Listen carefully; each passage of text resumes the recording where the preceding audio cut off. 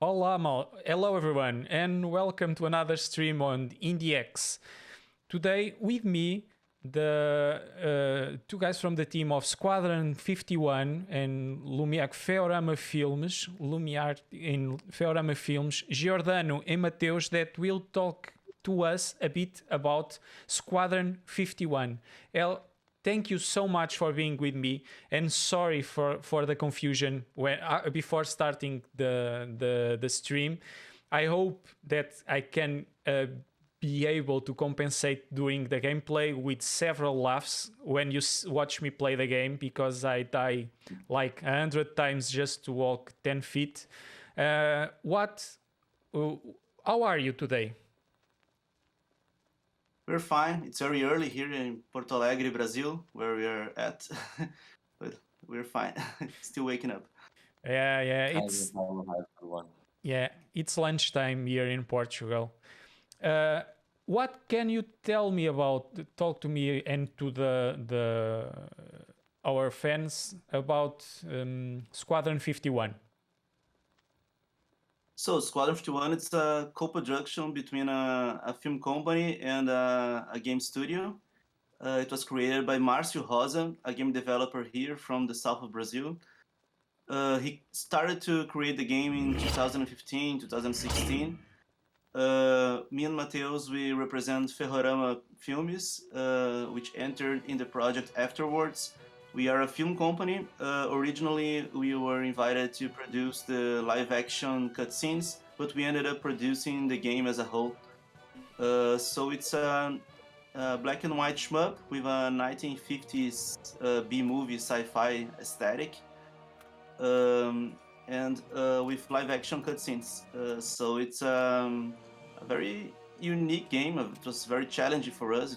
It's our first game actually, and Marcio's first game as well. Don't know if Mateus wants to add up. Yeah, it's especially different for us because we came from the movie industry background, and we had a lot of challenges to understand the game market and how to produce this project, and bringing our experience from the movie industry to this kind of large scale production.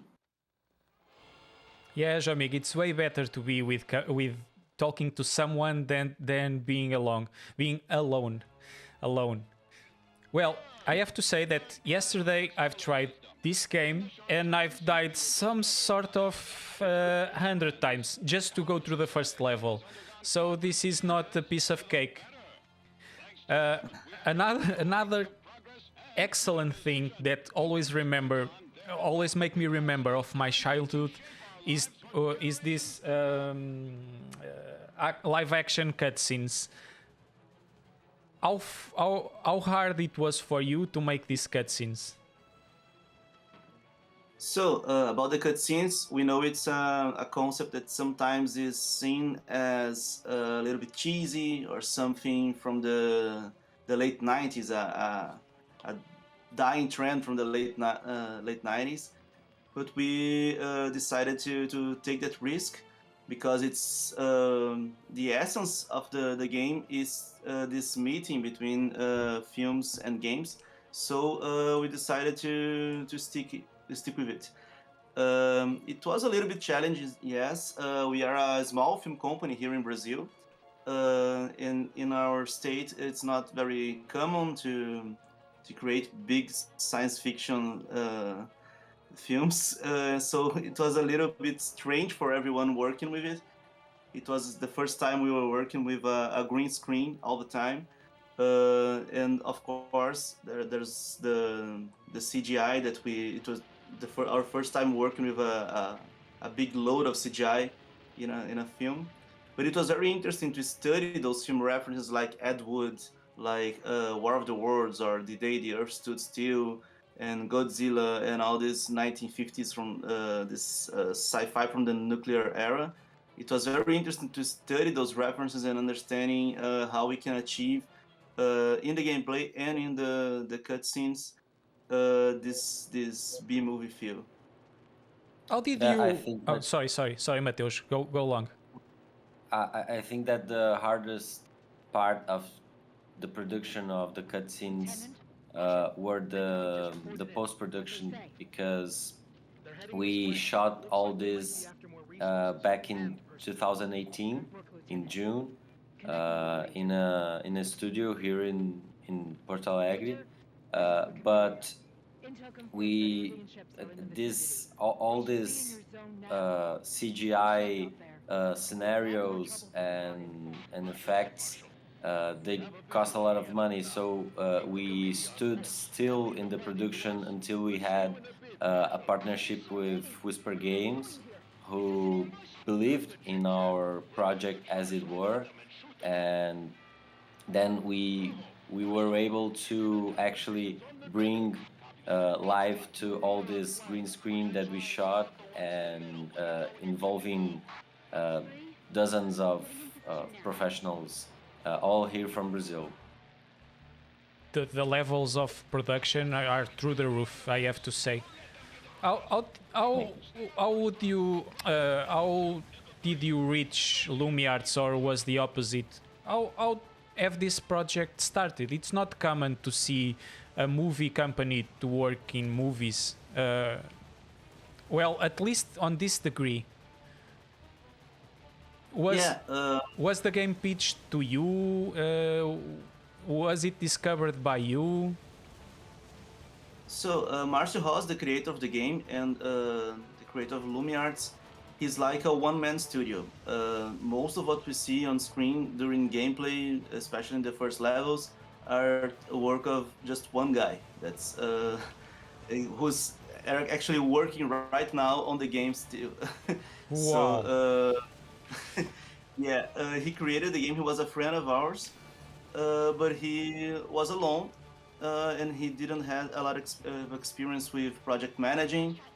So that's how we entered the project, because he needed someone, firstly to produce the live action cutscenes, but also to manage the production as a whole, and to negotiate with publishers, and to create an executive project for the game, because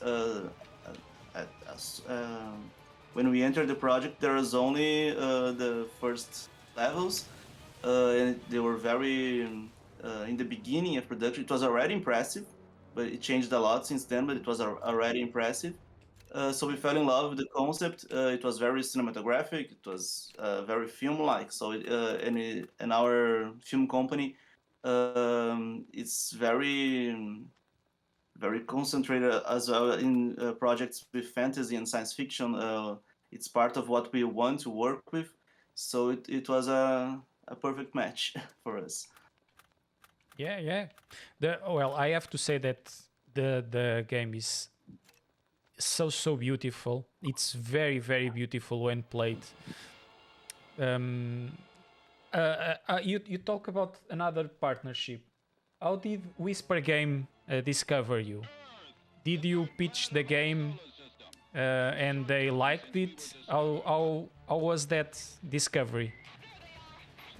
In 2018, we participated with another Brazilian companies with a business trip to Gamescom. It was our first time in the Brazilian booth on Gamescom in Germany. So we took there a lot of meetings, and one of them was with Whisper Games. Back at the time, Whisper Games were a localization company for Western games in Asia, and they love it, our game, and we keep talking about it. But we actually were looking for investments and the budget to finish the game. So it wasn't like back at that time. It wasn't a partnership that it could solve what we needed. But in 2020, they reach us again and tell us that they were becoming a global publisher, and they wanted to know how were Squadron 51, and then we get a little talk and set the things. So that's how we make this partnership with them. So Yeah, events like IndieX are very important for small games Yeah. that need investment. Yeah, certainly. You are going to say something. I've talked over you. no, it's okay. No, what I was going to say is that we've made a lot of meetings. Actually, we've made a lot of pitches for so many different publishers back in 2018 and after that in 2019.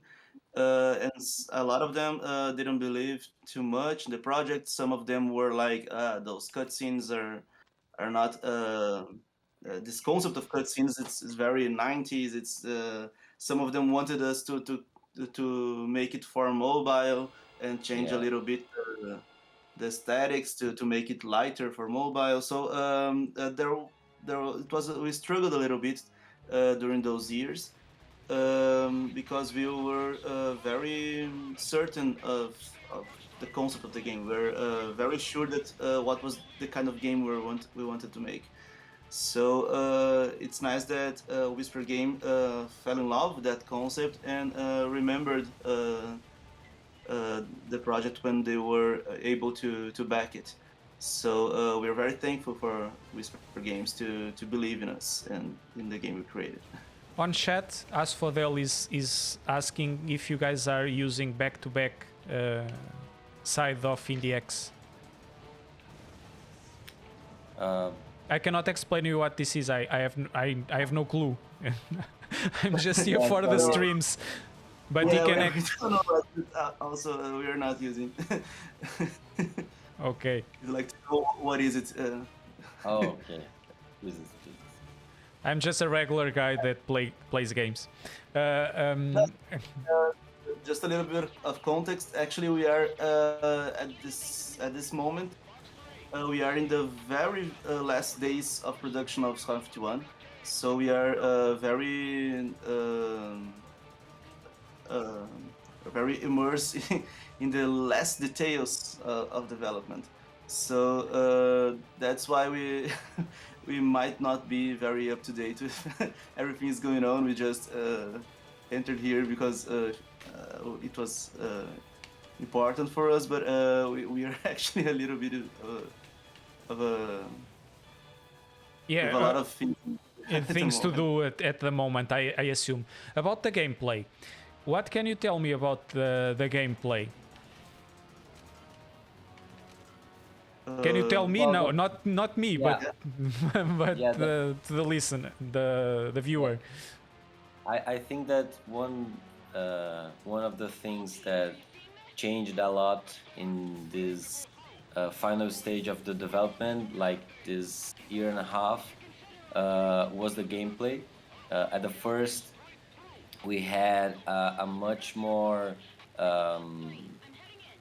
closed gameplay. So you started with the plane and the flamethrower from the back, and then and we had this other special, which were the missile, and that was it. You just play it and go through the levels, change the aircraft. But in the early 2021, this year, we participated in the Steam Festival, and we had some feedback from the people who play it, and we thought that we could add some changes. So Marcio did what you saw now, which is this kind of special upgrades that you can choose to make your aircraft in your own way to adapt to your play style. So you can choose from different kind of specials. You can choose from defensive upgrades or change the way you can shoot and the powerful of your weapons. So I think that this was a milestone for us in terms of development for the game, because it did actually change the whole experience of the level design, which the first level were kind of easy and now it's very, very hard. And The that first was level is the easy one. It's the easy one. yeah, yeah. People complained in February this year that the first level were too easy, and we didn't actually change it. The level design, we actually changed it how we approach the gameplay for the player. So I think that is the most interesting thing about what we done in through the development to the player experience. Yeah, the gameplay, it's always like for instance this new boss. It's one of the new things we created for the level. At the beginning of the year, this level didn't have any boss, but we added this crazy submarine, this alien submarine. Just to contextualize a little bit of the narrative, uh, the Squadron is set in an alternative universe in the 1950s where aliens have conquered Earth. They are led by the director Zarog, which is a very nefarious alien leader, and he makes a lot of alliances with the press and with governments and companies to enslave human beings. So Squad 51 is a rebel alliance created to defeat those aliens and free us from the hands of the director Zarok. Our hero is Lieutenant Kaya. She's the one who flies the aircrafts during all the 11 levels. She flies different kinds of aircrafts. There's 4 different kinds of aircrafts during all those levels. And she goes through all different environments, like you see here a storm above the ocean, but we have caves, mountains, forests, cityscapes, and all sorts of enemies that she has to fight before fighting director Zarek himself. This as a component of roguelike also, because we will we can progress along the way. We get points by defeating enemies, and with those points, with that score, we can unlock perks and slots to place them, and with time we become sorry, we become stronger. Isn't it the way the game works? Yes, exactly. That's why it was easier for me to go through this level this time. I did not. I've not start. I did not start from the beginning. I had some progress here. Okay. But you did it. It's like a small sheet. I'm cheating a little bit. I've never saw this level. It's the first time I will see the second level also. That will be fun. How are most likely you already had Q&A. How is people receiving your game? I think it's been being very well received. People are very impressed with the art style. About the gameplay, I think it's a very divisive, I think, niche. This shmup. Sometimes people find it too hard and they get frustrated. But I think this is part of the challenge. You play a lot of times, die a lot of times, and then you understand the patterns of the enemies. So those who are very keen to this kind of game, I think that they are liking very much. We've been seeing a lot of comparisons with Cuphead. Of course, Cuphead has this 1930s animated art style, while we have this 1950s live-action black and white art style. but I think that it makes sense, those comparisons. But I think Cuphead is even harder. Yeah. I think. I do not think the game is too hard. It's the ones who expect to play a bullet hell. They do not. Well, it's expected. It's to be expected. Well, it's Yeah. hard, but it comes from the job. Damn Yeah.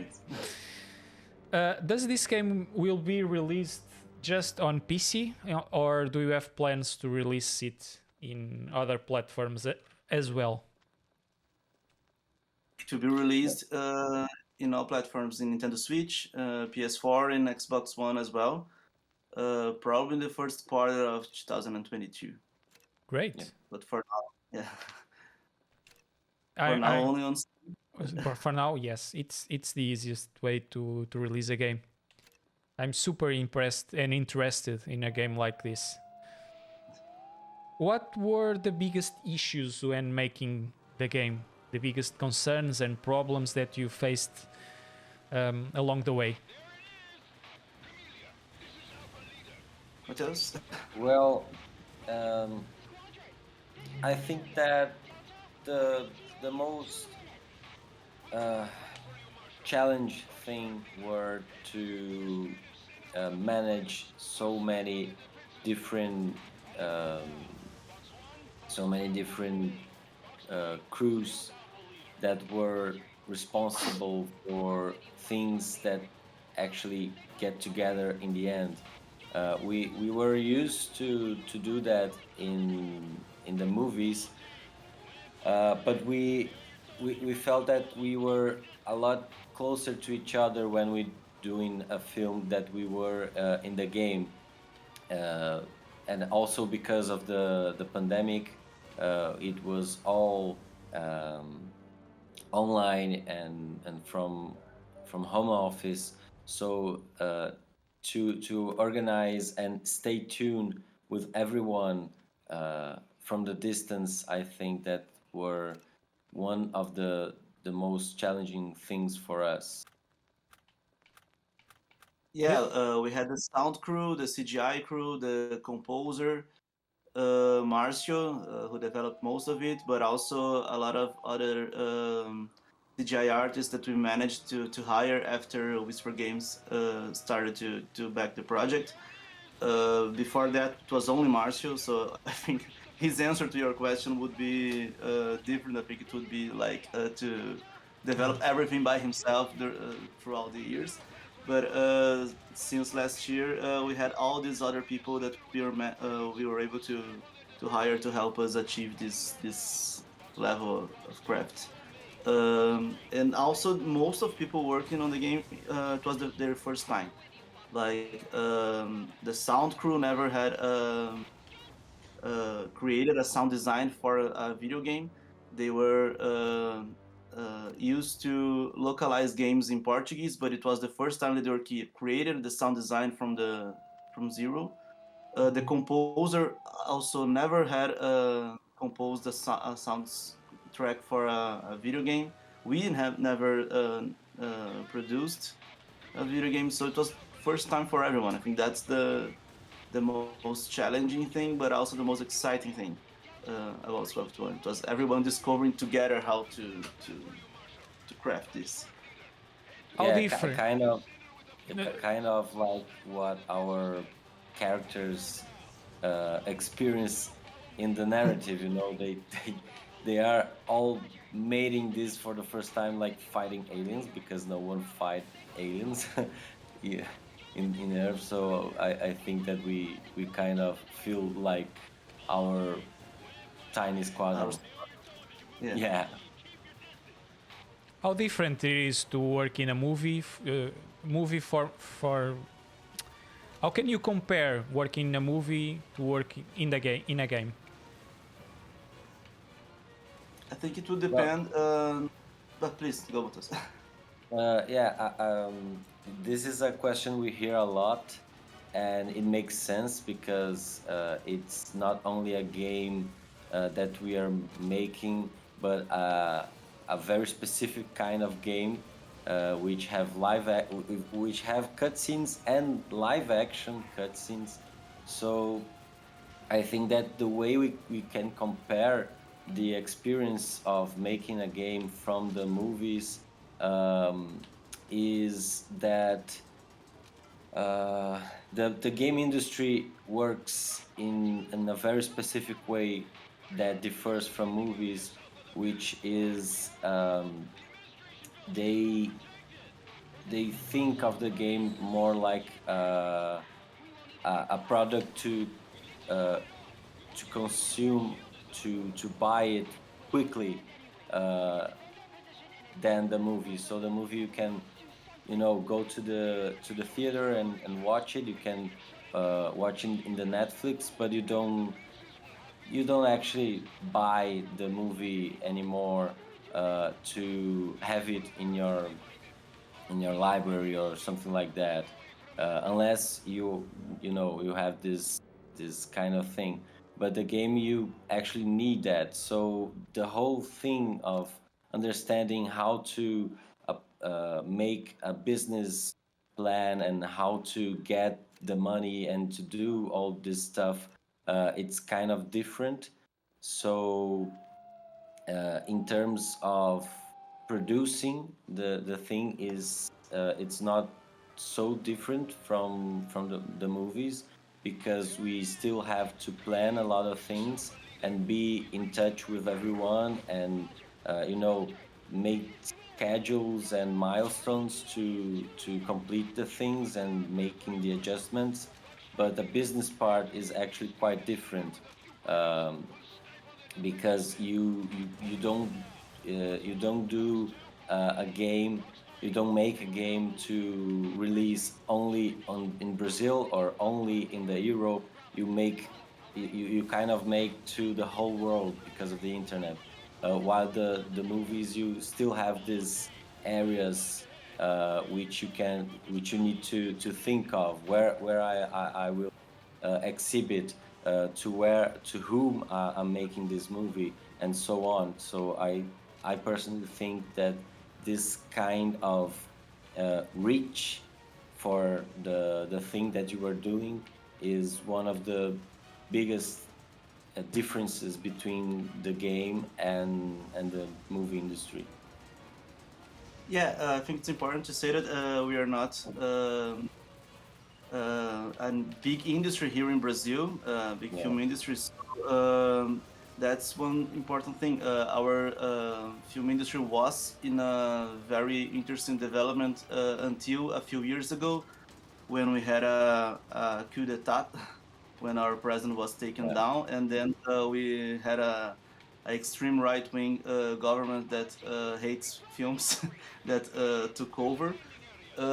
So we are in a little bit of a creative crisis here in all art forms here in Brazil. And Squad 51 was created during this time. Actually, our squadron, and it's a little bit of an allegory for defeating those fascist aliens that took over our country. And also, it's a reflection of our nature as a colonized country. So yeah, for us, film industry, it's a complicated term because we struggle so much here to make films here in Brazil. So I think that's what Mateus was saying. yeah, While games are a very worldwide strong industry right now, films are still very monopolized by the US market strategies and companies and streaming giants. So it's always it's a very different industries, but I think the core elements are the same. It's making getting together an interesting team that believes in the same concept. Everyone working on their department to create one unique thing, one singular thing. I think that's what makes them closer, those two industries. And we also believe that it's two art forms that can only benefit of working together. We had a lot of examples throughout the gaming history of filmmakers working on video games are uh, using video games aesthetics in their films. So we strongly believe that it's important to put together those industries. Yeah, one thing that Gilles made me think of now is that there is one big difference between movies and games. Also, that movies are essentially are essentially made by crews, by people. You need to have uh, people around you to do uh, movies. While games, you actually can do all by yourself, which were what Marcio was doing. Like for the first 3 or 4 levels, Marcio did all by himself. He it took a lot of time for him to do that, but he still have done it all by himself. While the movies, you need to know people, you need to involve with, with your team, and that is actually also something that differ us, and why you can like do games by yourselves without any money or something like that. It's a lot easier to do a indie game with no or a minimum amount of money than a movie, because a movie you have like 10, 15 people, and you have to feed them, you have to transport them when you're shooting. And in games, all you need is a room and a computer to do it. Yeah. So I think that is a big difference as well. Yeah. If you had all the money in the world, what would you change, or what would be different with Squadron 51? If money was Well, no issue. I actually am. I am very proud to say that money is not an issue for us with Whisper Games, because the game is exactly the way we wanted to do it. So even if we had a bigger budget, the game will be uh, pretty like the same. I think. I don't know how Geo feels, but this is my, and I'm very proud to say that, because that was our biggest dream, to make not only a good game, but a game that we wanted to do in our way. And Whisper Games had believed in us in this matter. So I think you can Yeah, be I very think. proud of it. Yes. I'm sorry. I'm sorry, Gio. Oh, no, okay. Yeah, I think one of the important things during our strategy is that we knew exactly what was the fund that we were looking for to accomplish what you see on screen. We had all the crews gave us their number before we looked for that number for the whole funding. So we knew exactly how much we needed. So I think that Whisper Games understood that what was that number and where every penny went. So I think we're very proud to say that we accomplished exactly what we wanted. Maybe if we had more money in 2018 when we shot the cutscenes, that part would be different. I think we will try to make a lot of physical special effects as well. I think it would be interesting to have real scenarios. Maybe I think the shooting part of the cutscenes would be different. I think that's the one thing that might be changed if we could go back in time and make it with more money. But I think it's the only part. how hard is for you to show this game to the world? Do you think it's easy to be discovered, the game, or a indie dev will always have problems trying to reach more people? Yes, Yeah. I think that this problem or this issue, this difficulty to make your game to be seen is very close to essentially be an indie game developer or indie game studio or whatever. Uh, if you already have some big structure behind you, then I don't see that as an indie anymore. So yes, I think that this is the great one of the great challenges of the indie developers is how to reach people to get to know you and to see your work done, but also that is what makes so exciting to work with this. It's not only the matter of make a good job, but to understand how people can see your job. Yeah, I think it's especially hard for developers in countries in South America or in Africa or in Asia. I think it's a very Western and very Eurocentric or US-centric industry.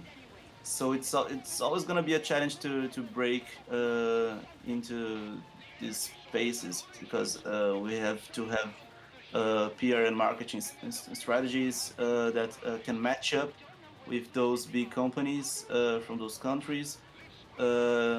We have also the language barrier. For instance, Squadron 51, it's a game that originally it's all in Portuguese, with Brazilian actors speaking Portuguese during the cutscenes, and this is something that we fought for to have the main language still be Portuguese. But of course, we had to localize it. We had to dub the actors because we understand that subtitles are a big barrier for some players. So we always have to understand in what position we are in and what are the challenges that we're facing to make our game more well known. But I think it's a constant struggle, and I think there's a lot of great developers here in Brazil and in other countries that are start to being seen by the big companies. This game works better in Portuguese, I have to say. The cutscenes work better in Portuguese. I just changed for the sake of the stream because I can imagine this being spoken in Portuguese. It's just made for being these cutscenes, and the way they are made to be seen in Portuguese. It's like a Nice. Japanese game. It's like a Japanese game. It makes no sense to make it to put it in English. Shiryu in the chat just asked. I do not know if you can answer this. Is there a release date, more or less, on your mind? Yeah, we don't have a release date, a specific release date, but A we are release looking window. for a release window, the first quarter of 2022. Yeah, that's the plan. First months of next year. Let's see. On the console versions like Switch, will you? I think I know the answer for this. I will just ask. Will you keep the Portuguese version? Yes. Yeah. Yes. Shiryu, it worth your time to just see this in Portuguese. It's way better, way better. Here in Portugal, we are used to this kind of movies, and we are used to the Brazilian humor, so we can relate very well with these characters. It's very relatable for us. All our childhood was spent seeing Brazilian shows and soap operas. So and still is. So here in Portugal, Nice. we understand that a lot. There's no need for localization. We are so used to these things that we understand them all. Novelas, Yeah, it's Yeah, very diz nice. novelas, diz o Shiryu. Yes. that's I think interesting. Yeah, that's interesting because it's a game that is based on a very North American uh, and Hollywoodian references and humor and way to do things, but at the same time we keep track of um, our culture and our country and how we do things. So I think that at a first glance, Squadron 51 seems to be something that could emerge uh, from the United States. But as you go on, and the Portuguese language is the first By shock default. that you have. Yeah. Yeah, by default, yeah, um, is the first thing that you start to understanding and to um, uh, I forgot the word right now, but you start to uh, you start to rebuild some concepts in your imaginarium with this. It's a very Hollywoodian thing, but then it's not. So it's nice to hear that in Portugal you have this kind of approach as well. Yeah, I think it's the first time that we interact with a Portuguese player concerning Yeah. Squad 1. It's very interesting to hear your thoughts on it. No, it's great. I'm super interested in this game. I can't wait to buy it, the full version of it. Since Nice. now I cannot progress further. It's I cannot gather more XP, so I'm just stuck with my talent, and I do not have that thing. I'm a terrible player, but this is so fun that I cannot stop playing. And I want to play this Nice. in Portuguese. The jokes are completely different. I understand your point when you say that this seems like the base of your work is the American movies, but uh, the jokes do not work as well in the English language. It's different. It's different. It's like when they translate their games to another language, they localize in other languages. The English jokes do not work very well in other languages. It's the same. It's the same. Yeah, and I think it's kind of it's part of our experience as Brazilian children who likes to watch movies from space and from science fiction and don't actually are able to read the subtitles. So we watch the movies dubbed in Brazilian Portuguese, and as you said, the jokes change. So we are used to a very specific kind of humor that it needs to fit into something that is not from here, but at the same time, it needs to work uh, in the way that we understand. So it's kind of a bit of revenge to do it in Brazilian Portuguese. So, oh, okay, now you need to read some subtitles if you want to understand the full experience of our game. Yeah, post-colonial counterattack. Yeah. Yeah. Well, I do not. Yeah. I do not need the subtitle. Ah, damn it, the subtitles. But still. Ruben Miguel, yes, old movies. Yes, this is like this is a old movie with a game. Ruben Miguel. It's exactly my first thought. It was exactly that one. Well, one last Nice. go, and we'll try to wrap. We'll try to wrap it up. What can I have here? A bomb upgrade. Why not? It's useless in this level. I'm so entertained talking to you that Right. this level Try is. the missiles. Sorry. Try the missiles. Yeah, Oh, yeah, I no, was you- talking to you. Yeah, I have to change. It's way better the missiles than the bomb in this level. The bomb is more kind of useless here. Yeah. I've only unlocked the missiles in the previous level, so I've never tried it.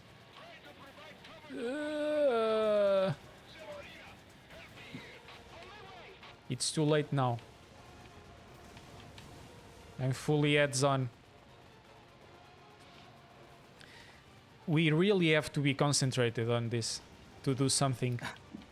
Yeah, but you're doing a great job because you're playing it and interviewing us. So it's a very you're doing very good. My brain just melted twice during the the playthrough.